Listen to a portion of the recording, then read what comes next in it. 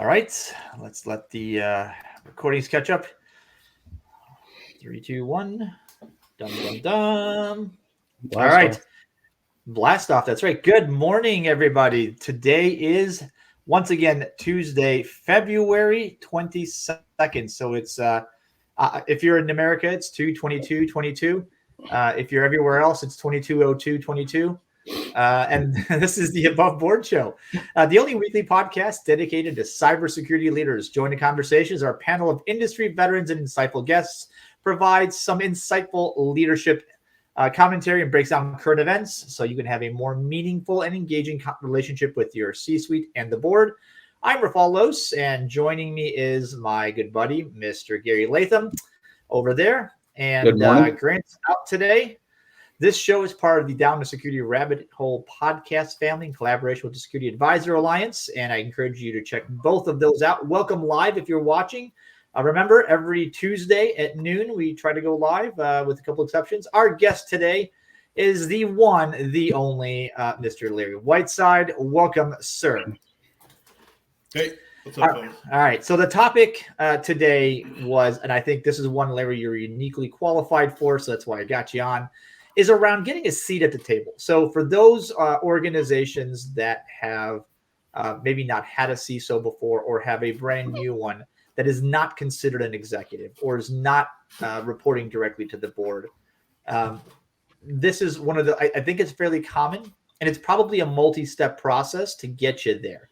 So thoughts on, first, let's start with thoughts on how much of that is currently in transition, the not reporting to reporting into the board, and is it changing for a positive? Well, it is, right? But one of the things I like to say is, I think our industry has gotten caught up a lot in that actual reporting. Who do you report to, where do you report, and what impact you have? The reality is you can have the impact to the board, you can have all of those relationships without the direct report. Now, is it better if you have that direct report? Yes. But it's really all about the individual, and it's all about the relationships that you build inside your organization and how you foster it. I think that's an interesting perspective. I mean, I think for all of us who've been in this in seat before too, you probably also say, Larry, God, it makes it a heck of a lot easier if you have the seat. Without rather a doubt. than, I mean, yeah. Listen, there's no doubt that if you are sitting at the board and the people who are holding you responsible are those board members, right, that you've got a lot more clout, you've got a lot more access, you've got you've got sort of a bigger hammer to swing when you need to get stuff done, right? I agree with that 1,000%. So in organizations, when you speak, because you're reporting to the audit board or the audit committee of the board, right? The hammer that you're swinging when you speak carries a whole lot of weight, and so people are going to move, right? And I will say at the same time, I actually know CISOs who report in 2 or 3 layers below the board and the CEO that have the same impact, largely because they've built those direct relationships with those board members and with those committees. Yeah. Right? And so they are reporting into those committees. They don't have that direct report, but they have built a relationship where they actually go and sit on every board meeting. They go and sit in those committee meetings, and they've got that. And I've had it. I had it where I was reporting to the chief administrative officer, right? But I didn't even work in the town where our headquarters was. But it was part of my agreement of employment was that I was going to be in town for every board meeting, and then I was sitting in on every board meeting, and I got to participate. So I was part of the finance committee and the audit committee.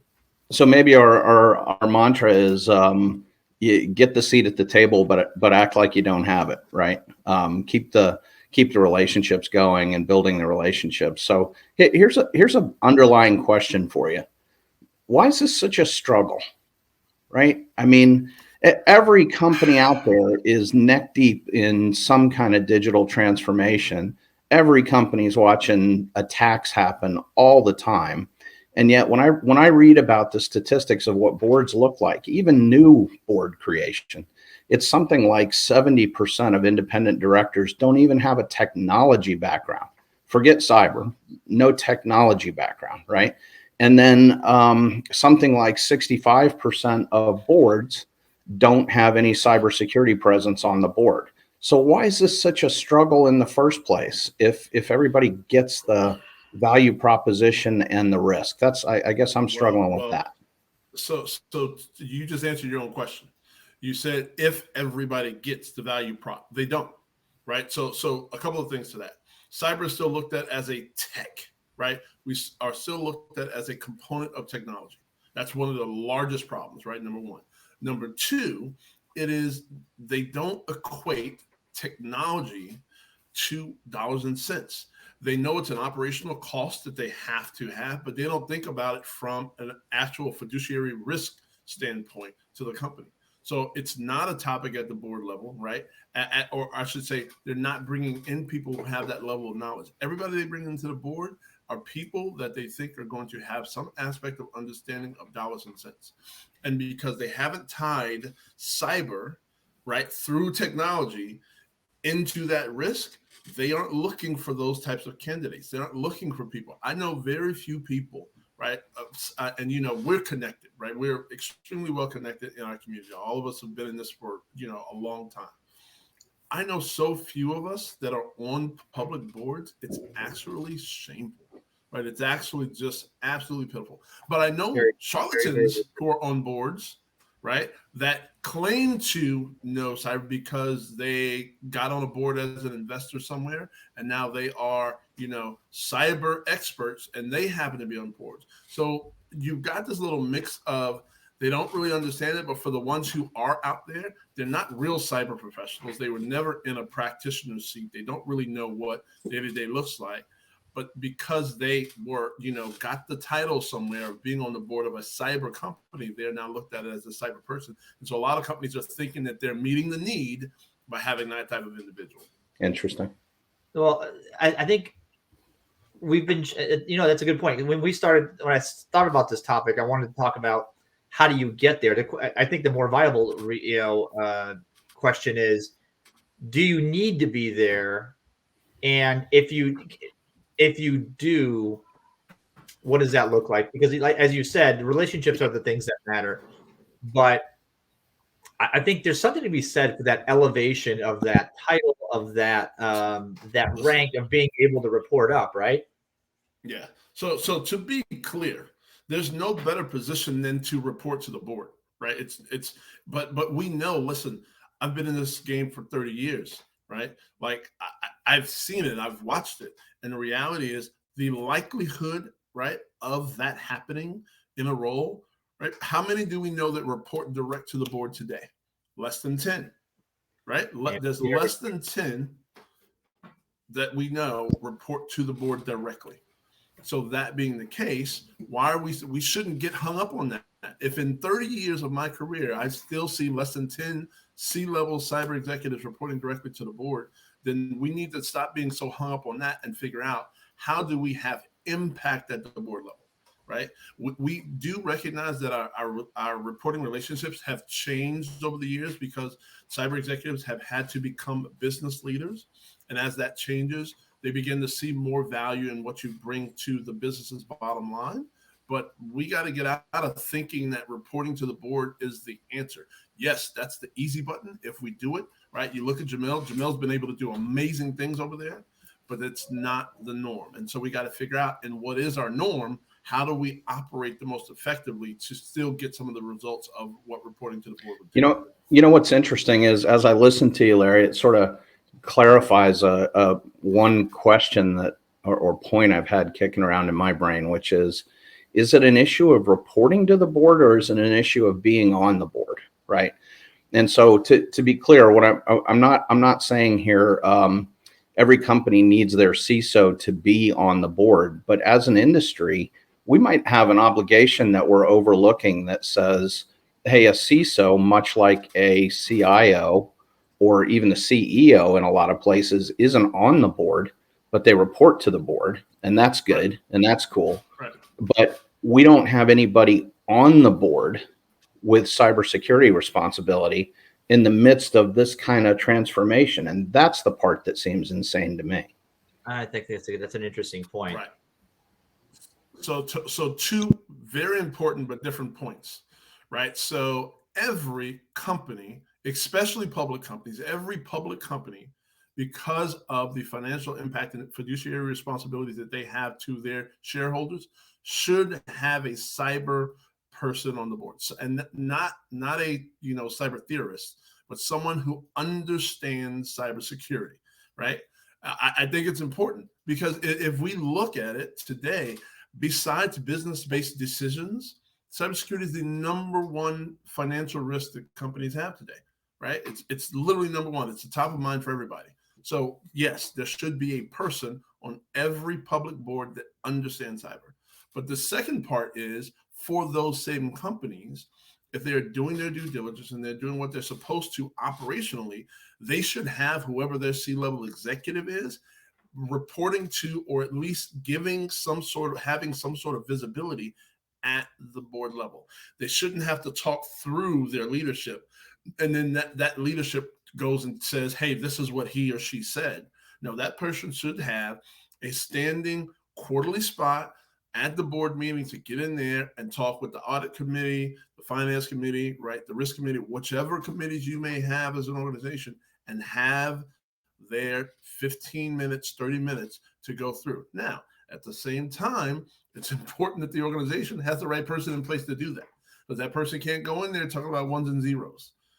Everybody's eyes are going to roll into the back of their head, right? So that's this transition of the cybersecurity leaders being business leaders that understand cybersecurity, right? But Agreed. Companies have to first realize that cybersecurity is not just technology. There's technology that gets implemented to mitigate risk, but cybersecurity as a practice is not a technical practice. I think that's the linkage and one of the things that we're kind of highlighting on for doing this show is that it's really, really important that what you just said, that cybersecurity at the executive, at the board level, is not a technical ones and zeros, widgets, products thing, right? It's explaining the relation to financial, operational, strategic, all the other risk types, tying that in together, and being able to effectively communicate what the cyber world means over here and its direct impact to our business, our bottom line, our customer base, our profitability, whatever it is that's important to you. If you're a hospital, it's different than if you're a hedge fund, then you're a retailer, then you're an energy company, right? And having that level of understanding and being able to convey it, whether you're sitting reporting to that board on a quarterly basis or not. I still do think that, Larry, they should try as hard as possible to at least get to know the board members. If you're not formally directly reporting to them, 1,000%. Right? Get to know them, get them to, make sure that I think once they know who you are, you may be getting more calls than you're ready for. Because you may get one of these like, hey, is your company having this problem, or are you subject to this, or what are you doing about Russian aggression right now, or what are you doing about global blah blah blah? I think that's very relevant. Yep. So it's interesting, right? So one of the first moves that I've done in pretty much every organization that I've joined as the CSO or CISO or whatever is I've reached out to every board member, right? Whether I reach out to them as a group or reach out to them individually, but I've reached out to them and say, hey, I'm a member of the organization. This is why I'm here, right? Let me know how I can help you, right? In your specific role, right? And what you do for our organization. It's important that that gets established. If they don't know who you are, they don't know. And the only time they hear about you is when it comes up in we just hired this person, to be our CISO. And they're like, oh, okay. And they show your LinkedIn profile and that's it. You're not doing your job. Hey, pro tip before we close out, whoever owns the agenda for the board meeting, that's who you got to have a relationship with, right? Might be the CEO, it might be somebody else, but you got to get yourself on the agenda on a regular basis. So anyway, pro tip to close. Very true. All right, Larry, that's 15 minutes, and that flew by extremely quickly having you on. We're going to get you back to talk more. I'm sure there's a lot of insight if we dig into that that 30 years of experience you got. We'll get you back on the show. Thanks for joining us, folks. Thank you for listening live. If you're doing so, if not, we hope you enjoyed the series as we get you more episodes and more discussions related to executive leadership, security, and reporting in the board and the relationships that happen there. We are live every Tuesday at noon. Pending any catastrophic personal or otherwise events. So we'll keep bringing you great content. If you subscribe, join the Above Board Show page on LinkedIn. Follow Larry if you haven't already. Mr. Larry Whiteside has a plethora of knowledge. And go check out the Above Board Show on LinkedIn. Thanks for joining us. We'll catch you guys later. Bye-bye.